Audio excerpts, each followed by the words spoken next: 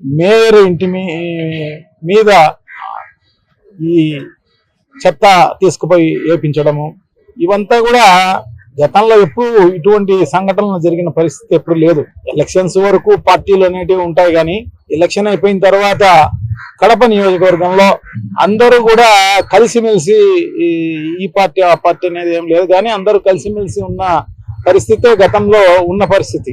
అటువంటిది ఈ సందర్భం రావడం అనేది నిజంగా కూడా ఇటువంటి సంఘటన జరిగి ఉండకూడదు. సో ఇప్పుడైనా కూడా భవిష్యత్తులో ఎప్పుడు జరగకూడదు అని చెప్పేసి మేమైతే భావిస్తాం. సో అదే ఇప్పుడు ఎస్పీ గారికి రిప్రజెంట్ చేయడం జరిగింది.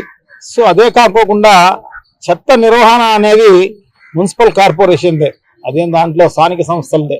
కానీ స్థానిక సంస్థలు ఆర్థికంగా ఆ కెపాసిటీ లేనప్పుడు సో డెఫినెట్గా ప్రభుత్వానిదే. సో ప్రభుత్వం భరించాల్సిన అవసరం తప్పకుండా ఉంది. యూజర్ ఛార్జెస్ అనేది ఎప్పుడైతే తీసేసామని అంటున్నారో అండ్ జీవో రాలేదని చెప్పేసి అంటారు, కానీ ఓవరాల్ గా చెప్పినందువల్ల ఎవరు కట్టని పరిస్థితి, అన్ని చోట్ల తీసేసిన పరిస్థితి ఉంది.